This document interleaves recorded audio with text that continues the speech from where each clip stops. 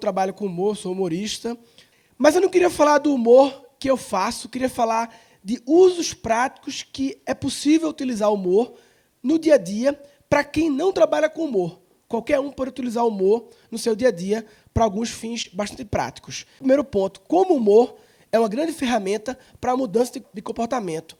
Eu vejo que as pessoas, elas sempre acham que para mudar o comportamento é sempre na base da pressão, né, de colocar uma punição na jogada, uma multa, se não fizer aquilo é penalizado, ou então para ganhar um dinheiro. E muitas vezes você consegue fazer as pessoas mudarem o comportamento delas apenas adicionando um fator sorriso, um fator diversão, um fator de é mais legal fazer desse jeito, porque é divertido fazer desse jeito. E você não precisa ficar sempre relacionando o dinheiro com a história, né? Tem um caso que foi feito que, em vez de multar as pessoas que ultrapassam o sinal vermelho, todo mundo que ultrapassava o verde, a placa era marcada e concorria a um sorteio no fim do dia. Ou seja, em vez de punir quem faz errado, por que não beneficiar quem faz certo, né? Então, esse é o primeiro ponto que eu queria falar. O humor como ferramenta para mudança de comportamento. Isso pode ser aplicável tanto no nível grande, como no nível da prefeitura de governo, como numa empresa, como também na sua casa com seus filhos, né? O segundo ponto é baseado num trabalho que eu fiz em 2011, entrevista com o estagiário. Foi um vídeo que eu fiz em que eu interpretei um estagiário que fazia o estereótipo daquele estagiário no lado pejorativo da história, ou seja, aquele estagiário que faz besteira, que faz tudo errado, né? Que finge estar fazendo alguma coisa para ninguém mandar ele fazer nada porque ele está fazendo alguma coisa, entendeu? Era esse cara. Os RHs, professores e consultores começaram a usar esse vídeo como uma ferramenta educativa, porque através do humor ele fala o que não é para fazer, mas, consequentemente, passa a mensagem do que é para fazer. É para fazer o oposto do que eu faço. A mensagem é essa. Isso vem, na verdade, falar o segundo ponto, que é o humor como ferramenta para a entrega de conteúdo, né?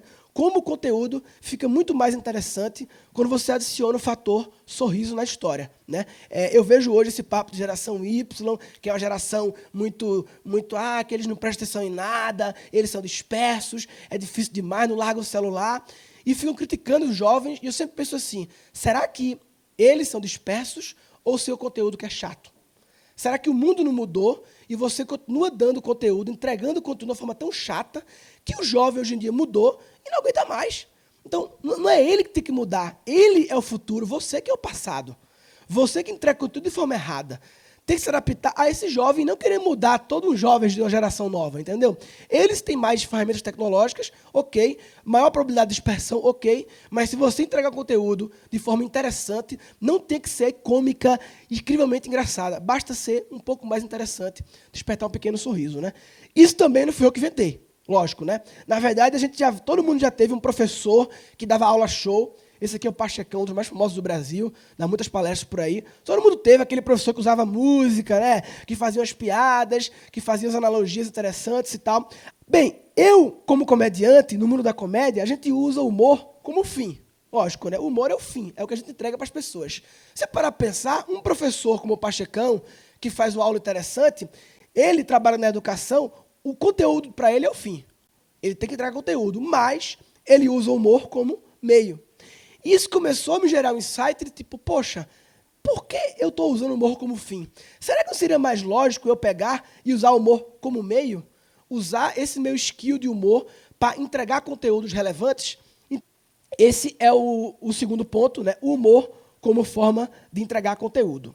O terceiro ponto foi bastante recente. No começo desse ano, eu montei um curso de criatividade para a solução de problemas. Tudo que eu venho estudando sobre criatividade, eu resolvi aplicar para a solução de problemas de forma criativa. Nesse curso, eu falo sobre pensamento divergente, e aí várias técnicas, brainstorming, e dentro de brainstorming tem uma pequena coisa, uma dica que eu dou, que é o seguinte: antes de começar a sessão de brainstorming, pergunte qual a pior solução possível para resolver esse problema. Todo brainstorming quer resolver um problema. O grande problema do brainstorming que eu vejo é, primeiro, as pessoas têm medo de se expor, têm medo de falar merda, né? Então as pessoas meio que primeiro julgam mentalmente aquela solução delas e se acharem que ela é boa, elas falam. Elas primeiro julgam e depois falam. E esse julgamento prévio é totalmente o oposto do que se orienta no brainstorming. O brainstorming é um momento sem julgamentos. É um momento de pensamento divergente, não de convergente. E para resolver esse problema do medo de se expor, eu sugiro sempre isso. e funciona bastante, de começar pensando na pior solução possível. Por quê? Quando as pessoas começam a pirar na pior solução possível, na mais idiota, o que acontece no ambiente? Primeiro, descontrai o ambiente, óbvio, rolam as risadas, as pessoas riem na solução idiota e tal, e fica uma briga quem fala a coisa mais idiota. Segundo, rebaixa o nível das ideias, ou seja, você leva as soluções para um patamar tão ruim que na hora da verdade vai ser improvável que você, de verdade, dê uma solução pior do que as que foram dadas. Então você não tem mais vergonha de dar ideias, porque as piores ideias já foram dadas. E você fica muito mais aberto em não julgar na sua cabeça e sim expor. E segundo, permitir viajar longe, o famoso da asa à imaginação. Porque as pessoas, quando vão resolver problemas no brainstorming, elas sempre têm aqueles bloqueios criativos, né?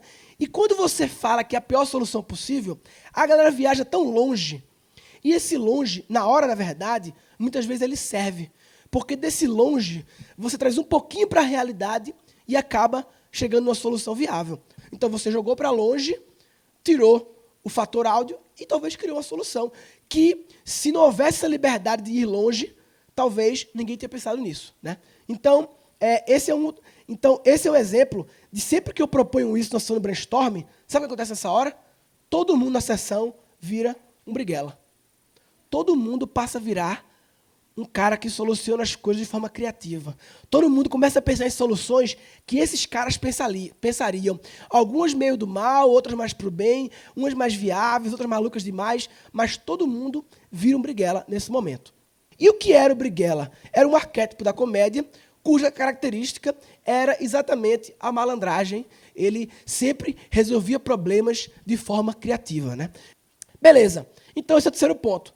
O humor como ferramenta para desbloqueio da criatividade, para a gente eliminar aqueles paradigmas que bloqueiam. Também não foi eu que inventei isso. Antigamente, nas cortes do rei, tinha uma figura, que todo mundo já ouviu falar, que era o bobo da corte, cuja função não era fazer piada, como todo mundo pensa. A função do bobo da corte era fazer o rei ir para caminhos diferentes na solução de problemas. O bobo da corte era o único cara autorizado a contestar o rei, a criticar o rei, e ninguém ligava por quê? Porque ele era o bobo. Ele só falava besteira. Ele era um briguela. Na verdade, era um arlequim, é um outro arquétipo, mas tinha um pouco de briguela. Então, o bobo da corte tinha a função de fazer o rei sair da caixa, pensar em soluções mais longes, e todo mundo pensava, esse cara é muito divertido, e o rei, ok, entendi a mensagem. Então, o bobo da corte tinha uma função estratégica nas cortes, né? A mensagem que eu queria dizer é, usem o humor como ferramenta para mudança de comportamento, entrega de conteúdo e para desbloqueio da criatividade. E o mais importante, tentem incorporar o briguela na vida de vocês. Muito obrigado.